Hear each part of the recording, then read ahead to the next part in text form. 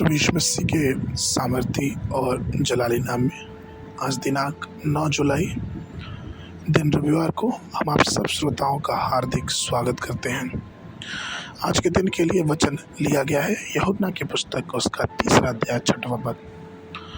वचन कहता है, क्योंकि जो शरीर से जन्मा है वो शरीर है और जो आत्मा से जन्मा है वो आत्मा है। प्रियो, प्रभु की बहुत इच्छा है कि हम आत्मा से पैदा हों। यदि हम आत्मा से पैदा नहीं हुए तो हम परमेश्वर के राज्य में प्रवेश नहीं कर सकते हैं। जब हम अपनी माँ के गर्भ में इस दुनिया में प्रवेश करते हैं तो हम आदम के पापी स्वभाव को भी साथ में लेके आते हैं और ये प्राकृतिक हमारे भीतर से ही संचालित होती है।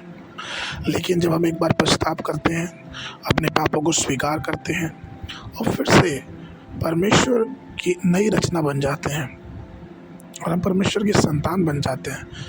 इसी विषय में पौलुस 2 कुरिन्थियों उसके 5:17 में कहता है, इसलिए यदि कोई मसीह में है तो वह नई सृष्टि है, पुरानी चीज़ें खत्म हो गई, देखो सब कुछ नया हो गया। प्रियो, कई ऐसे लोग हैं जो फिर से जन्म लेने या फिर आत्मा में जन्मने के विषय में अनजान हैं। यहाँ तक कि पवित्र शास्त्र के महान विद्वान निकोदेमुस भी इस बात से अनभिज्ञ था। यीशु ने उससे पूछा था कि तू इस्राएल का गुरु हो के भी इस बातों को नहीं जानता। यीशु ने फिर उससे कहा कि आश्चर्य मत करो कि तुम्हें फिर से जन्म लेना होगा।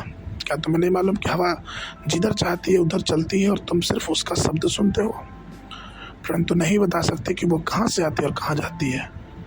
जो कोई आत्मा से जन्मा है वो ऐसा ही है। प्रियो, यहाँ प्रभु यीशु मसीह आत्मा के जन्मे लोगों की तुलना हवा से कर दे, अर्थात हम हवा को देख तो नहीं सकते लेकिन निश्चित रूप में उसका अनुभव कर सकते हैं। हम यह भी नहीं बता सकते कि वो कहाँ से आती है और कहाँ को जाती है, लेकिन हम हवा की शक्ति को महसूस करते हैं। ठीक उसी प्रकार से हमारे जीवनों में जो पवित्र आत्मा होता है तो हम उसके सामर्थ्य को महसूस करते हैं। पवित्र आत्मा की हवा स्वर्ग से बहती है। प्रेरितों के काम उसके 2 के 2 अध्याय के 2 पद में कहा गया है, और अचानक स्वर से तेज आंधी का शब्द आया और उसने सारी जगह को जहाँ वो बैठे थे घेर लिया।